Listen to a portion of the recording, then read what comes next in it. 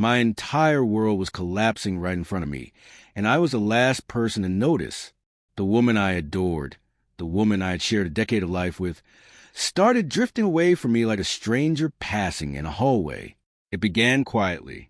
A date canceled because she was too tired. A distant expression at dinner. Her laughter disappeared. Her smile became rare. Her touch became non-existent. Our home used to feel warm. Soft conversations in the kitchen. Shared jokes in the living room. The comfortable chatter of life. But slowly, everything fell into a suffocating quiet. I tried to fix us. Romantic weekends. She refused. Flowers. Untouched, dying in a vase. Questions. Always met with flat, tired answers. I'm just exhausted. It's nothing. Work stress. But it wasn't nothing.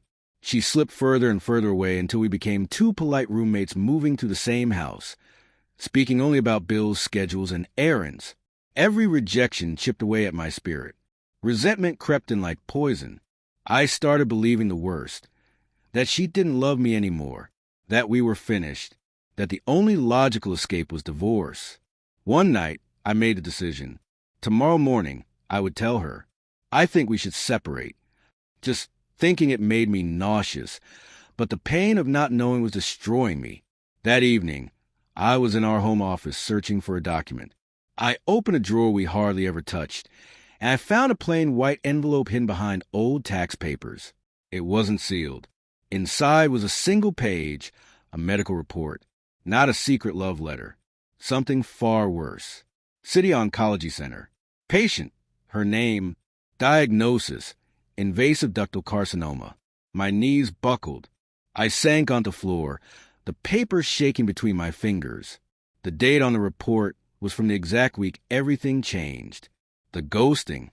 The coldness. The distance. It wasn't a lack of love. It was fear. It was protection. She wasn't pushing me away out of rejection. She was trying to shield me from the pain of losing her. She wanted me to hate her, so when she died, it wouldn't destroy me. I cried harder than I've ever cried in my life. Every moment of resentment, every hateful thought, hit me like a knife.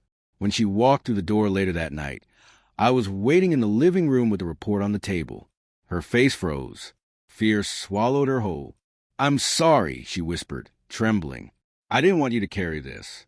I thought of you." I didn't let her finish. I crossed the room, wrapped my arms around her, and for the first time in months, she didn't resist. She collapsed into me, sobbing uncontrollably, her walls finally breaking apart. And I made her a promise, through my own tears.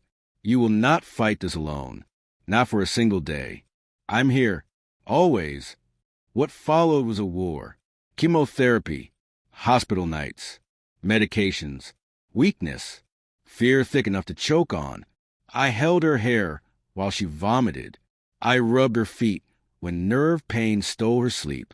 I cooked bland meals she could tolerate. I sat beside her through every blood test, every scan, every panic. There were dark nights where she whispered, "Just let me go. I'm tired." And every single time I answered, "No, you don't face this storm alone." We suffered, but we fought. We celebrated tiny victories, one good lab result, one day with less nausea. And slowly, our love transformed. What we had was no longer just romance. It was forged in fire, carved out of survival. Then one day, after what felt like a lifetime, the doctor looked at us with a small, quiet smile and said the words we prayed for. "The scans are clear. The cancer is in remission." We both cried, not from pain this time, but from pure, explosive relief. She survived. We survived. The distance that once almost ended us became the exact thing that brought us closer than we ever were before. Now, she holds my hand like it's priceless. We say, "I love you," without hesitation. We never waste time on silence, because we've seen how fragile time really is.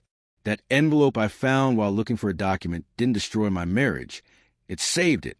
It reminded me, real love isn't tested in the easy days. Real love is proven in the darkest nights, when you refuse to walk away. And when you finally step back into the light together, You realize you're unbreakable.